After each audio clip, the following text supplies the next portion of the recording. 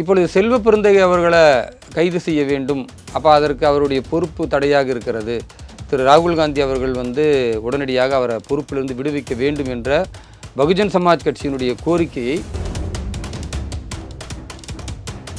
திமுக ஆட்சிக்கு முட்டுக் கொடுக்கிறாருன்னு பார்க்காம அவர் மீதும் விசாரணையை மேற்கொள்ள வேண்டும். ஏன்னா இப்போ இந்த மாதிரி ஒரு சந்தேகம் வருகிறது. தேவையில்லாமல் நாம் வாய் கொடுத்து பேசினால் நிறைய விஷயங்கள் இன்னும் வெளிவரும். அதனால் அமைதியாக இருந்து தப்பித்துக்கொள்வோம் என்று நினைக்கிறாரா தெரியலை. காங்கிரஸ் கட்சிக்கு வேறு வேலை இல்லை. மக்களின் நலன் சார்ந்த விஷயங்களை பேசுவதற்கோ திமுக ஆட்சியில் இருக்கக்கூடிய ஊழலை விலை உயர்வை கண்டித்து போராட்டம் நடத்துவதற்கோ வக்கில்லை. கடவுள் மறுப்பை கொள்கையாக கொண்டிருக்கிற காட்டுமிராண்டிகளின் கூட்டத்தில் ஒருத்தர் தானே திருமாவளவன். அவர் எப்படி இந்து நம்பிக்கைகளை மதிப்பார்? இந்து மக்கள் ஒரு உணவாக இருக்கட்டும் அல்லது எந்த பொருளாக இருக்கட்டும், அவர்கள் பக்தியோடு இருக்கக்கூடிய காலத்தில் பொதுவான உள்ள இந்துக்கள்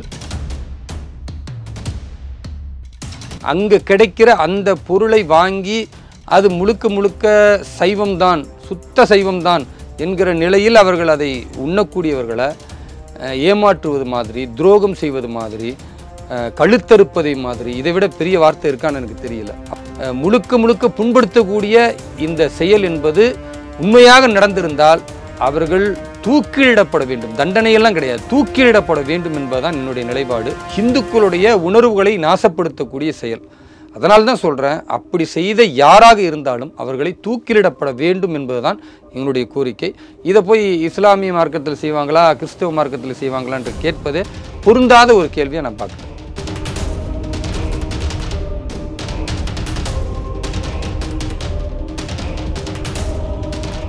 ரியல் ஒன் நேயர்களுக்கு வணக்கம். இன்றைய நேயர்களுக்காக நம்முடன் நிகழார் பாஜகவின் தேசிய செயலாளர் திரு வேலூர் இப்ராஹிம் அவர்கள். வணக்கம் சார். வாழ்க வளமுடன். செல்வ பெருந்தகை பற்றி ஒரு கடிதம் பிஎஸ்பியோட மாநில பொதுச்செயலாளர் 4 பக்கங்கள் கொண்ட ஒரு கடிதத்தை எழுதுகிறாரு. இவர் மீது எங்களுக்கு ஒரு சந்தேகம் இருக்குது. ஆம்ஸ்ட்ராங் கொலையில் இவருக்கு இந்த பதவியெல்லாம் கொடுத்துருக்கீங்க, இதுலேருந்து ரிலீஸ் பண்ணிங்கன்னா நாங்கள் என்கொயரியை முறையாக கையாளுவோம் அப்படின்ற மாதிரி ஒரு அவர் என்னென்ன சந்திக்கலாம் இருக்கோ அதெல்லாம் ஒரு 4 பக்கம் கடிதமாக எழுதி அனுப்புகிறாரு. ஸோ இந்த கடிதத்தை நீங்கள் எப்படி பார்க்குறீங்க? அதெல்லாம் ஒரு கட்சி தலைமையில் இவர் இருக்கார். ஸோ அவங்க போகிற ரூட் என்ன, அஸ்வத்தாமன் இவருக்கு நெருக்கமான பழக்கம், அஸ்வத்தாமன் ஆம்ஸ்ட்ராங் கொலையில் ஈடுபடுறார். இந்த சந்தேகத்தை வச்சு தான் இவங்க எழுதுகிறாங்க.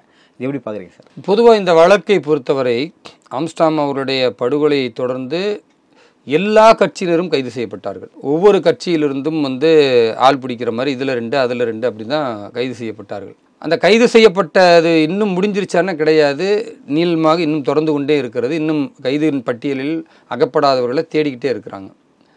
இந்த சூழலில் இப்பொழுது செல்வ பெருந்தகை அவர்களை கைது செய்ய வேண்டும். அப்போ அதற்கு அவருடைய பொறுப்பு தடையாக இருக்கிறது. திரு ராகுல் காந்தி அவர்கள் உடனடியாக அவரை பொறுப்பிலிருந்து விடுவிக்க வேண்டும் என்ற பகுஜன் சமாஜ் கட்சியினுடைய கோரிக்கையை இதில் பெருசாக நாங்கள் விமர்சனம் செய்வதற்கு எதுவுமே இல்லை. ஏன்னா அவர்கள் பாதிக்கப்பட்டவர்கள். அந்த பாதிப்பை செல்வ பெருந்தகை கூட இருந்த அஸ்வத்தாமன் உள்ளிட்டவர்கள் தான் ஏற்படுத்தி இருக்கிறார்கள் என்று அவர்கள் கருதுகிறார்கள். அதனால் அவர்கள் காங்கிரஸ் கட்சிக்கு கோரிக்கை வைக்கிறாங்க. அதை திரு ராகுல் காந்தி அவர்கள் பரிசீலிக்கிறாரா அல்லது அதை கிழித்தெறிகிறாரா என்பது அந்த 2 கட்சிகளுக்கு மத்தியில் உள்ளதே தவிர, எங்களை பொறுத்தவரை ஆம்ஸ்ட்ராங் படுகொலை என்பது மிகப்பெரிய கண்டனத்திற்குரியது. ஒரு தேசிய கட்சியாக பகுஜன் சமாஜ் கட்சி தங்களை அறிவித்து கொண்டு அவர்கள் இங்கு மாநில அளவில் ஒரு மாநில தலைவரையே படுகொலை செய்யக்கூடிய அளவிற்கு பாதுகாப்பற்ற மாநிலமாக, காவல்துறை செயலிழந்து இருக்கிற மாநிலமாக இங்கு இருக்கிறது. இது போன்ற சூழலில் இவரை போன்றவர்களை யார் கொலை செய்தார்களோ, அதற்கு பின்னணியில் யார் இருக்கிறார்களோ அவர்களையே திமுக ஆட்சியில் கைது செய்து முறையான நடவடிக்கை எடுக்காவிட்டால் அப்போ அப்பாவிகளுடைய நிலைமை கேள்விக்குறியாயிரும். அதனால் எங்கள் நிலைப்பாடு என்பது அது ஆம்ஸ்ட்ராங் அவர்களுடைய படுகொலையாக இருக்கட்டும், சாதாரணமாக உள்ள நபரின் படுகொலையாக இருக்கட்டும், திமுக ஆட்சியில் ஒரே நேர்கோட்டில் அவர்கள் மீது கடுமையான விசாரணை, அந்த விசாரணைக்கு பிறகு உண்மையான குற்றவாளிகளை கண்டறிந்து நீதிமன்றத்தின் மூலம் தண்டனை கொடுக்கப்பட வேண்டும் என்பதுதான். அதில் செல்வ பெருந்தகை அவர் சம்பந்தப்பட்டிருந்தாலும் திமுக ஆட்சிக்கு முட்டுக் கொடுக்கிறாருன்னு பார்க்காம அவர் மீதும் விசாரணையை மேற்கொள்ள வேண்டும். ஏன்னா இப்போ இந்த மாதிரி ஒரு சந்தேகம் வருகிறது. அந்த கட்சியினுடைய தலைவர் ராகுல் காந்திக்கே பகுஜன் சமாஜ் கட்சி லெட்டர் எழுதுகிறாங்கன்னா நம்ம சொல்லுவோம் இல்லையா, ஒன்றுமே இல்லாமல் புகையாது. நெருப்பு இருந்தால் தான் அங்கே புகை இருக்கும் அப்படின்ற மாதிரி ஏதோ ஒரு சம்பந்தம் இருக்குது. அப்போ மற்ற விஷயங்கள் எப்படி தமிழக காவல்துறையும் உளவுத்துறையும் வந்து யோசிக்கிறாங்களோ வெவ்வேறு வியூவை வந்து ஒரே கொலைக்கு யோசிப்பாங்க.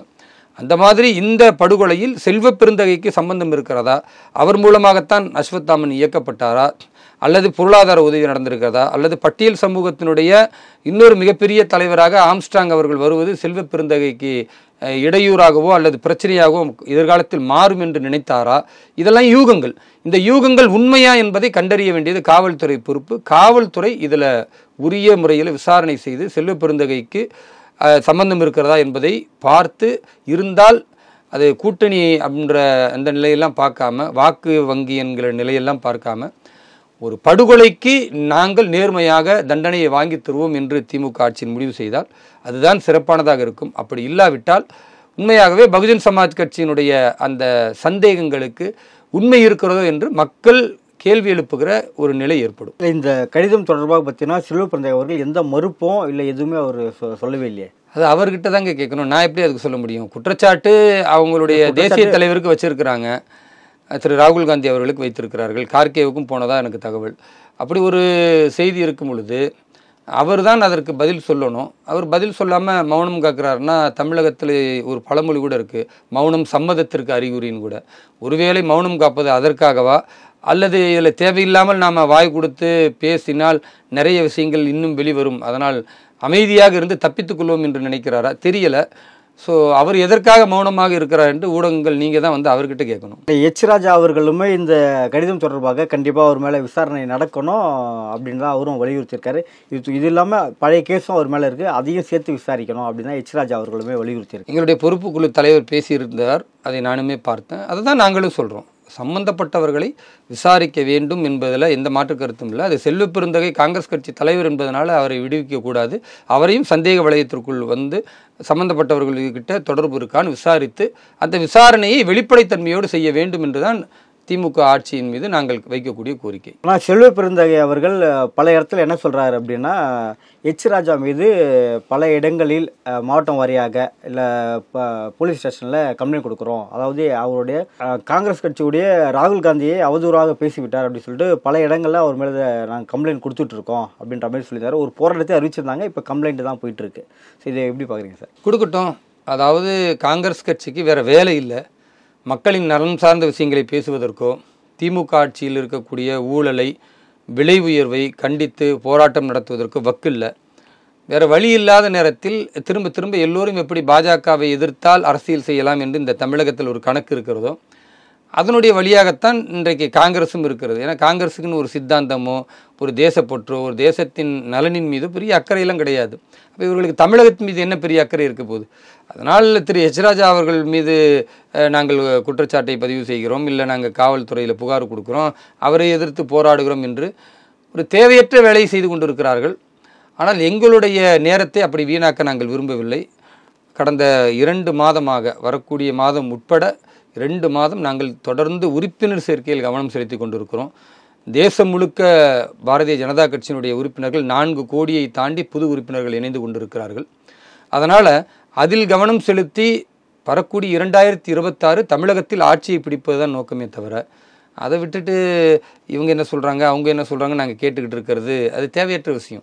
குறிப்பாக சொல்லணும்னா என் பொதுக்கூட்டங்களோ ஆர்ப்பாட்டங்களோ வேறு எந்த விஷயங்களுமே ஈடுபடக்கூடாது என்பது தான் இந்த 2 மாதத்துக்கு எங்களுக்கு கொடுக்கப்பட்ட கட்டளை. முழுக்க முழுக்க கட்சியை பற்றி வீடு வீடாக சென்று மக்களுக்கு எடுத்து சொல்லி அவர்களை உறுப்பினர்களாக ஆக்க வேண்டும்.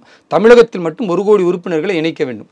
ஸோ அதனால் அந்த வேளையில் நாங்கள் ஈடுபட்டு இருப்பதனால் செல்வ பெருந்தகை போன்ற செல்லா காசுகளுக்கு பெரிய மதிப்பளிக்க தேவையில்லை என்பது தான் எங்களுடைய நிலைப்பாடு. இல்லை, ஒருவேளை ராகுல் காந்திக்கு சென்ற கடிதம் கூட அவரை இன்னும் லீடராக இன்னும் மேன்மைப்படுத்த அப்படின்ற மாதிரி தான் அந்த கடிதம் உணர்த்துவோம் அப்படின்ற மாதிரி நம்ம எடுத்துக்கலாமா சார்? அது மாதிரியான யூகங்களுக்கு நான் பதில் சொல்ல விரும்பலை. ஏன்னா அவங்க என்ன குற்றச்சாட்டு வச்சுக்கிறாங்கன்னா, அவங்களுக்கு ஆதாரம் எப்படி இருக்குன்னா, ஊடகத்திலேயே அதாவது சோசியல் மீடியாலேயே இவர் தான் குற்றவாளி அப்படின்னு ஓப்பனாக எல்லாரும் பேசுகிறாங்க, இவரோட ஃபோட்டோ வைக்கிறாங்க.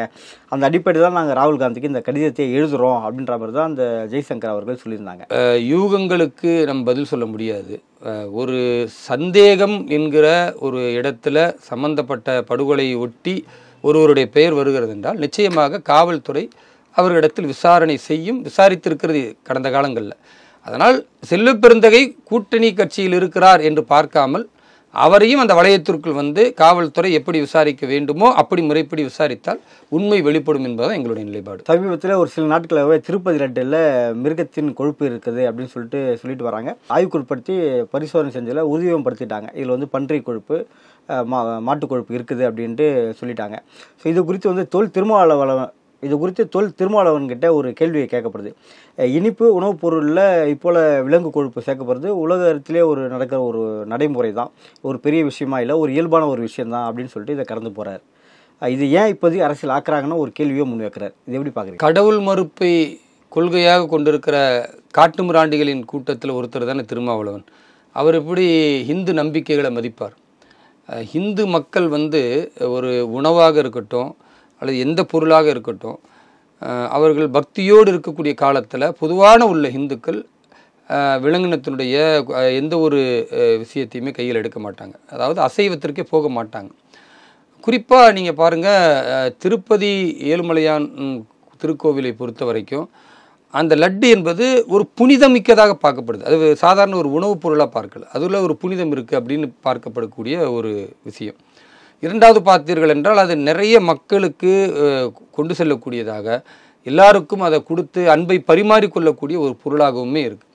நான் கூட கடந்த 3 மாதத்திற்கு முன்னால் திருப்பதியில் ஏழுமலையான திருக்கோவிலுக்கு நானுமே போனேன். நானே தரிசனத்துக்கு போயிருக்கேன். நானே நேரடியாக அந்த வரிசையில் நின்று அந்த மக்களாக சென்று அந்த உணர்வுகள், அந்த மக்களுடைய எண்ணங்கள், அது எல்லாத்தையுமே நானுமே வந்து சேர்ந்து அதை அனுபவித்தேன். அப்படிப்பட்ட அந்த பக்தி பரவசத்தோடு போய் அவங்க பார்த்து அதை வணங்கி அங்கே கிடைக்கிற அந்த பொருளை வாங்கி அது முழுக்க சைவம்தான், சுத்த சைவம்தான் என்கிற நிலையில் அவர்கள் அதை உண்ணக்கூடியவர்களை ஏமாற்றுவது மாதிரி, துரோகம் செய்வது மாதிரி, கழுத்தறுப்பதை மாதிரி, இதை விட பெரிய வார்த்தை இருக்கான்னு எனக்கு தெரியல. அப்படிப்பட்ட ஒரு பெரிய துரோகம்தான் இதில் வந்து மாட்டு கொழுப்பையும் பன்றியின் கொழுப்பையும் கலந்திருக்கிறார்கள் என்று இது வரக்கூடிய செய்தி. இந்த செய்தி மேன்மேலும் ஆய்வுக்கு உட்படுத்த வேண்டும் என்பதுதான் முதலில் என்னுடைய கோரிக்கை. ஏன்னா இது இப்படி சொல்லுவதனால் இது வரைக்கும் ஒரு 5 ஆண்டு காலத்தில் எவ்வளவு என்னுடைய தொப்புள் குடி உறவுகளான இந்து சகோதரர்கள் அதை புனிதமிக்கதாக கருதி இருப்பார்களோ அவங்களுடைய வேதனையை கொஞ்சம் நினச்சி பாருங்கள். வார்த்தைகளால் விவரிக்க முடியாது. சாதாரணமாக தெரியாமல் சாப்பிட்டுட்டாலே அது ஒரு பெரிய மனவேதனை ஏற்படுத்தும். ஒரு புனித பொருளில் கலந்திருக்கிறதுன்னா அது அதை விட கொடூரமான நிலை. மத்திய அரசை பொறுத்தவரை சிபிஐ விசாரணைக்கு இதை உட்படுத்த வேண்டும் என்று சொல்லி மத்திய உள்துறை அமைச்சகம் அதுக்காக ஆந்திர அரசிடத்தில் பேசி கொண்டிருக்கிறது. என்ன நேரடியாக அது சென்ட்ரல் கவர்மெண்ட் எடுக்கணும். இந்தியா முழுக்க உள்ள இஷ்யூவாக அது இருக்குது. நிறைய இந்தியா முழுக்க உள்ளவர்கள் வந்து அந்த லட்டை சாப்பிட்ருக்கிறாங்க, அதை புனிதம் என்று நம்பி இருக்கிறார்கள். ஸோ அது அவ்வளோ சீக்கிரமாக விலகி போயிட முடியாது மற்ற வழக்குகள் மாதிரி. இரண்டாவது பார்த்தீர்கள்னா, இப்படி ஒரு நெய்யை வந்து கொடுக்குறாங்க, அது கலப்படமாகுதுன்னா இதுக்கு என்ன அடிப்படை காரணமாக இருக்கும்? குறைந்த விலையில் டெண்டர் கிடைக்குது அப்படின்னு நினைத்து நெய் வாங்கியிருந்தார்கள்னா நிச்சயமாக குறைந்த விலையில் கண்டிப்பாக கலப்படம் தானே இருக்கும். அது ஏன் வந்து அந்த தேவசம் போர்டினுடைய அதிகாரிகளுக்கோ அல்லது அதை நிர்வகிக்கிற அந்த மற்ற உறுப்பினர்களுக்கு தெரியல என்பது $1 மில்லியன் கேள்வி. இப்போது உதாரணத்துக்கு பார்த்தீங்கன்னா ஆவின் இருக்குது, அதே மாதிரி அமுல் அப்படின்னு இருக்குது, ஒவ்வொரு மாநிலத்துக்கு நந்தினின்னு கர்நாடகாவில் இருக்குது. இது மாதிரி அரசிடத்திலிருந்து நேரடியாக கொள்முதல் செய்திருந்தால் இவ்வளோ பெரிய பிரச்சனை வந்திருக்காது. ஏன்னா அரசை பொறுத்த வரைக்கும் அது ஒரு கண்காணிப்பு இருக்கும், அதற்குன்னு ஒரு முறையான விஷயம் இருக்கும். அதில் இப்படி மாட்டு இறைச்சியோ மாட்டு கொழுப்பையோ பன்றியின் கொழுப்பையோ கலந்துட முடியாது. ஆனால் ஒரு தனியார் என்னும் பொழுது லாபம் பார்ப்பதற்காக செய்வதற்கான வாய்ப்பு இருக்கிறது. ஸோ இந்த மாதிரி குறைந்த விலைக்காக டெண்டர் கொடுக்கப்பட்டு அதில் ஏதாவது முறைகேடு நடந்ததா, அதில் பல ஆயிரம் கோடி ரூபாய் யாராவது சம்பாதித்தார்களா என்பதையும் ஒரு பக்கம் விசாரணை பார்க்கணும். அதையெல்லாம் தாண்டி நான் பர்சனலாக என்ன நினைக்கிறேன்னா, இந்த குற்றச்சாட்டே பொய்யாக போய்விடக்கூடாதா? இப்படிப்பட்ட விஷயத்தை மீண்டும் ஆய்வு செய்யும் பொழுது இல்லை அது தவறாக ஆய்வு செய்யப்பட்டிருக்கிறது என்று சொல்லி இந்த செய்தி வந்து மறக்கடிக்கப்பட்டு விடக்கூடாது என்று நான் விரும்புகிறேன். ஏன்னா இந்துக்களின் அந்த புனிதமிக்க ஒரு உணர்வை முழுக்க புண்படுத்தக்கூடிய இந்த செயல் என்பது உண்மையாக நடந்திருந்தால் அவர்கள் தூக்கிலிடப்பட வேண்டும். தண்டனையெல்லாம் கிடையாது, தூக்கிலிடப்பட வேண்டும் என்பதுதான் என்னுடைய நிலைப்பாடு. ஒருவேளை அது இல்லாமல் போனால் அது என்னை விட மிகுந்த மகிழ்ச்சி யாருக்குமே இல்லை. ஏன்னா அவ்வளவு சந்தோஷப்படுவேன். ஏன்னா இந்து சகோதரருடைய அந்த புனிதம் பாதுகாக்கப்பட்டிருக்கிறது அப்படின்னா அது ரொம்ப மகிழ்ச்சியாக இருக்கும். இல்லை என்றால் கடுமையான நடவடிக்கை என்ற வார்த்தையே கிடையாது, அவர்களை தூக்கிலிட வேண்டும். அதை விட ஒரு பெரிய தண்டனை இவர்கள் கொடுக்க முடியாது. அவ்வளோ பெரிய கொடூரமான விஷயத்தை இவர்கள் செய்திருக்கிறார்கள் என்பதுதான் என்னுடைய நிலைப்பாடு. ஒருவேளை இதுவே திருப்பதி கோயில் இல்லாமல் வேறு மதத்தை சார்ந்த கோயிலாக இருந்தால் திருமாவளவன் இந்த பதில் தான் சொல்லியிருப்பாரா? திமுக மௌனமாக இருந்திருக்குமா? பாருங்க, மற்ற மதங்கள்ல அசைவம் சாப்பிடக்கூடிய பழக்கம் இருக்கு. அது இஸ்லாமிய மார்க்கமாக இருக்கட்டும், இல்லது கிறித்துவ மதமாக இருக்கட்டும், அங்கு அசைவத்தை கலந்து விட்டார்கள்னா அது பெரிய ஒரு எதிர்ப்பை கொண்டு வருமானா அது தடுக்கப்பட்டதெல்லாம் கிடையாது. இந்து மதத்தில் உள்ளவர்களுமே கூட பன்றி இறைச்சி சாப்பிட்றாங்க, அது தடுக்கப்பட்டதாக கிடையாது. குறிப்பிட்ட சில சமூகங்களில் உள்ளவர்கள் தான் பன்றி இறைச்சியை இந்து மதத்திலையும் கிறிஸ்தவத்திலையும் சாப்பிட மாட்டாங்க. இஸ்லாமிய மார்க்கத்தில் யாருமே பன்றி இறைச்சி சாப்பிட மாட்டாங்க, இது பொது.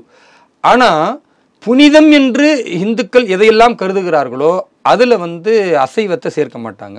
உதாரணத்துக்கு ஒரு பௌர்ணமி வருகிறது, அல்லது ஒரு அமாவாசையில் விரதம் இருக்க போகிறாங்க, இந்த மாதிரி எதுவாக இருந்தாலும் அன்றைக்கு குறைந்தபட்சம் அவங்க வீட்டில் அசைவம் சாப்பிடக்கூடியவர்கள் கூட அசைவம் சாப்பிட மாட்டாங்க, சைவத்துக்கு மாறிடுவாங்க. ஏன்னா அந்த புனிதமிக்க விஷயங்களில் நாம் கொஞ்சம் சைவமாக இருக்கணும், கொஞ்சம் சுத்தமாக இருக்கணும், சரியாக இருக்கணும் அப்படின்னு நினைக்கிற ஒரு மனநிலை இருக்கிறது. அந்த மாதிரியான மனநிலை உள்ளவர்களை கொச்சைப்படுத்தும் விதமாக, இன்னும் சொல்லப்போனால் இது வெளிப்படையாக இந்துக்களுடைய உணர்வுகளை நாசப்படுத்தக்கூடிய செயல். அதனால தான் சொல்கிறேன், அப்படி செய்த யாராக இருந்தாலும் அவர்களை தூக்கிலிடப்பட வேண்டும் என்பதுதான் எங்களுடைய கோரிக்கை. இதை போய் இஸ்லாமிய மார்க்கத்தில் செய்வாங்களா, கிறிஸ்தவ மார்க்கத்தில் செய்வாங்களா என்று கேட்பதே பொருந்தாத ஒரு கேள்வியை நான் பார்க்குறேன். நடப்பு அரசியல் பல்வேறு கருத்தில் மிக்க நன்றி சார். நன்றி, வாழ்த்துக்கள்.